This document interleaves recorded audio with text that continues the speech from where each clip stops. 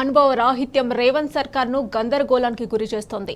తాజా పరిణామాలు కాంగ్రెస్ పాలకులకు పరిపాలనపై ఇంకా పట్టు చిక్కలేదనే సంకేతాలనిస్తున్నాయి.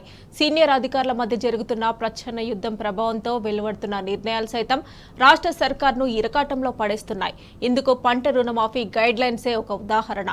చివరకు ప్రభుత్వ పెద్దల వ్యవహారం చేతులు కాలాక ఆకులు పట్టుకున్న చందంగా ఉంటుందనే విసుర్లు వినబడుతున్నాయి.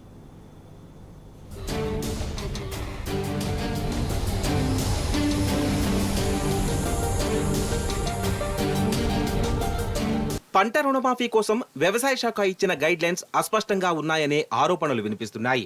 తెలుగులో వెలువడిన జీవో ఉత్తర్వుల్లో ఉపయోగించిన పదజాలం ప్రజలను అయోమయానికి గురి చేస్తోందని విమర్శలు వెల్లువెత్తుతున్నాయి.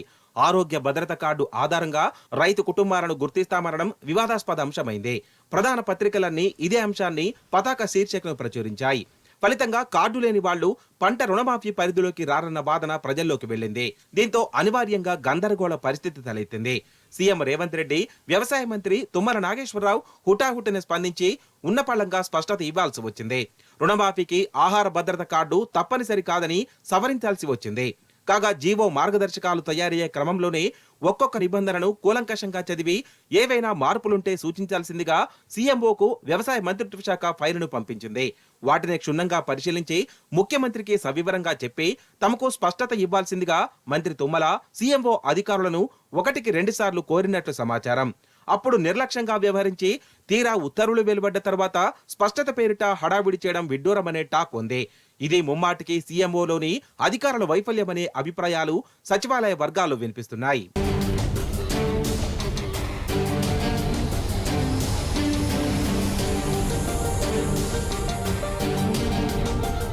మరోవైపు ఇసుమంత చొరవ ఇస్తే ఇల్లంతా నాదే అన్న చందంగా ఉన్నతాధికారుల వ్యవహార శైలి తయారైందనే వాదనలు వినిపిస్తున్నాయి.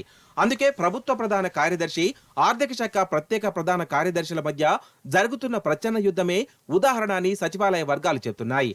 రానున్న బడ్జెట్ నేపథ్యంలో తనకొక జూనియర్ అధికారిని ఇవ్వాలని ఆర్థిక శాఖ స్పెషల్ చీఫ్ సెక్రటరీ కోరితే ఏకంగా ఒక సీనియర్ ను పిఎఫ్ఎస్ గా అక్కడ పోస్టు చేయడం వివాదాస్పదంగా మారింది. అంతేకాదు ఆ అధికారికే ఫైనాన్స్ డిపార్ట్మెంట్ లోని అన్ని విభాగాలు అటాచ్ చేస్తూ సర్క్యులర్ జారీ చేసేందుకు ఒక ఫైల్ కూడా తయారైందట. ప్రస్తుతం ఉన్న ప్రత్యేక ప్రధాన కార్యదర్శి దగ్గర కేవలం ఇన్స్టిట్యూషనల్ ఫైనాన్స్ మాత్రం మిగిలే విధంగా ఆ ఫైల్ సర్క్యులేట్ అయింది. అంటే అప్పుల కోసం ఆర్బీఐ చుట్టూ తిరగడం, అర్జీలు పెట్టడం, లైజనింగ్ చేయడం, ఢిల్లీలో ఏవైనా సమావేశాలు జరిగితే అటెండ్ అవ్వడం గట్రా అన్నమాట. అలా ఆ ఫైల్ కాస్త క్లియరెన్స్ కోసం ఆర్థిక శాఖను చూస్తున్న డిప్యూటీ సీఎం మల్లు భట్టి విక్రమార్క దగ్గరకు చేరింది. పిఎఫ్ఎస్ గా అపారమైన అనుభవం ఉన్న ఆ సీనియర్ ఐఏఎస్ ది బడ్జెట్ రూపకల్పనలో కీలక పాత్ర అని ఉప ముఖ్యమంత్రికి తెలుసు. అందుకే తనకు తెలియకుండా జరిగిన ఆ నిర్ణయంతో అవాక్కైన బట్టి ఆ దసరాని తన దగ్గరే అట్టి పెట్టుకున్నారని టాక్. కాగా ప్రధాన కార్యదర్శికి, ఆర్థిక శాఖ ప్రత్యేక ప్రధాన కార్యదర్శికి మధ్య గత కొద్ది నెలలుగా జరుగుతున్న ప్రచ్ఛన్న యుద్ధమే ఇందుకు నేపథ్యం అనేది ఆర్థిక శాఖ వర్గాల ఉవాచ.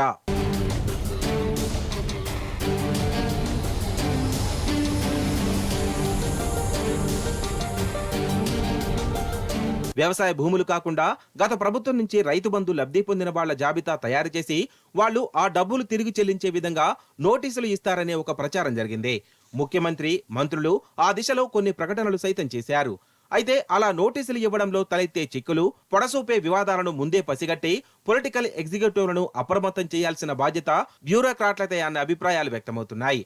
అటు పంట రుణమాఫీ విషయంలో ముఖ్యమంత్రి కార్యాలయ అధికారుల అవగాహన రాహిత్యం, ఇటు ఉప ముఖ్యమంత్రికి తెలియకుండానే ఆర్థిక శాఖలో మరో అధికారికి అన్ని సబ్జెక్టులు కేటాయిస్తూ ఫైలును సర్క్యులేట్ చేయడం, రాజకీయ కార్యనిర్వాహకునికి సరైన సమయంలో అవసరమైన సలహాలు ఇవ్వలేకపోవడం ప్రభుత్వానికి 2 కళ్ల లాంటి పొలిటికల్, రియల్ ఎగ్జిక్యూటివ్ల వైఫల్యాలను ఎత్తుచూపుతున్నాయనేది విమర్శకుల వెర్షన్.